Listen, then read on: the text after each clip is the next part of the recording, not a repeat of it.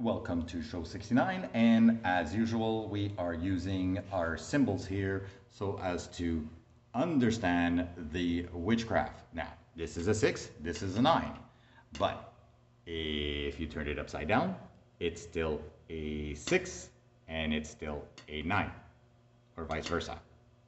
Anyways, so this is that, but that's not this. So that's the formula that you have to understand, and most of you do by now, that symbols can be used, depending on your perspective, to manipulate what you think. All right? If you take a step back, you will see it's a 6, it's a 9, it's a 6, it's a 9. It's the same thing. So 69 is a perfect number to understand some of the magic that is around us through the use of symbols. All right? So we are going to go to we have 33 subscribers, which is amazing. And that means there's a lot of magic happening out there in the ether of the internet. So 33 equals magic. And that can be represented by a symbol. 2 triangles equal 33. And it also hides the word witchcraft through, oh, here you go, witchcraft through English gematria, through the 666 of the total inside of English gematria, and that can be found here with the 6 points and the 6 triangle and the 6-sided hexagon. So, no surprise, this symbol packs a punch. And when we look at how many sides there are 12 sides. And that's important because we'll see that later. But we already understand what 12 is. But we are going to go to our next symbol, which is the cross. This cross also has a lot hidden inside of it, and it has magic. It may not have this magic, but it does have magic. And if we understand, this is one line and this is a second line, which would be equivalent to the second letter of the alphabet, which is by, like B, like in Bible, also as in Beth, which has to do with duality.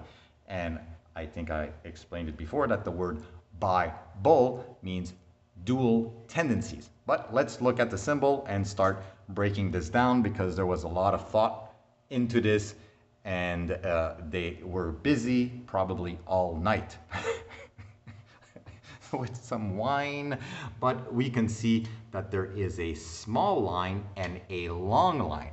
So again, that would be your duality, small and long. And then you have a horizontal and vertical line. So that again is your duality.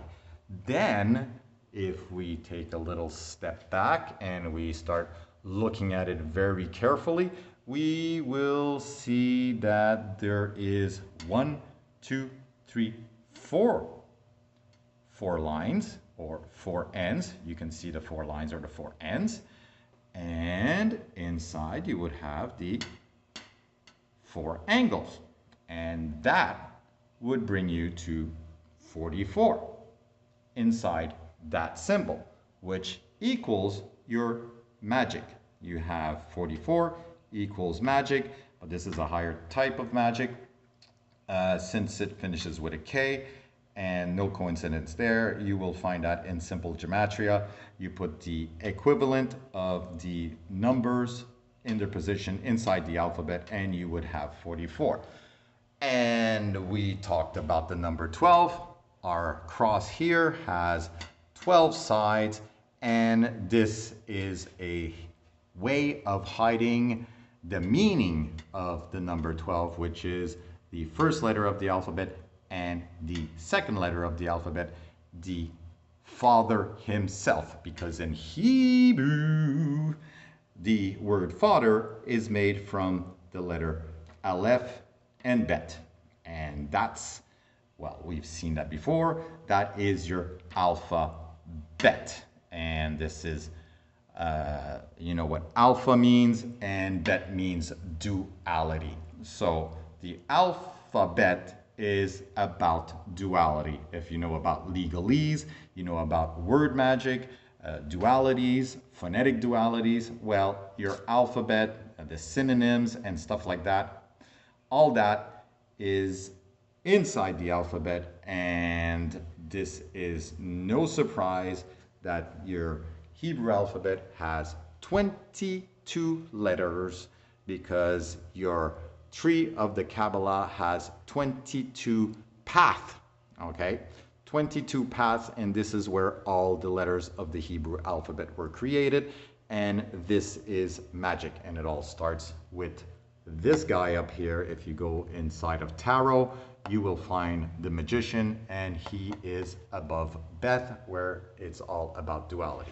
And the fool is probably the people that believe, conformists that believe the alphabet does not have a dual meaning or dual purpose, or even is not even witchcraft, which it is. So your alphabet is how you create spells, and that's how our government runs the whole damn place with magic spell. I was also going to say that the cross here also equivalates to the mark, which is the last letter of the Jewish alphabet, the Tav, and it's a cross. And I explained this before. You have Aleph, which is associated to the Father and the Son, and you can see him on the cross, which was that's why he's the Aleph Tav, as well as the Alpha and the Omega, which is the first and last letter of the Greek alphabet. And that is why he is nailed to the cross, because the alphabet starts with A and finishes with, starts with Aleph and finishes with Tav, and that is nailed together from one end to the other. That is your alphabet. So he died on the cross at the age of 33 and 3 days, 3 nights, and that is magic. So there you go. That's your witchcraft dose for tonight. It's all here. You can see it, and it all starts with symbols that can be defined and given dual meaning.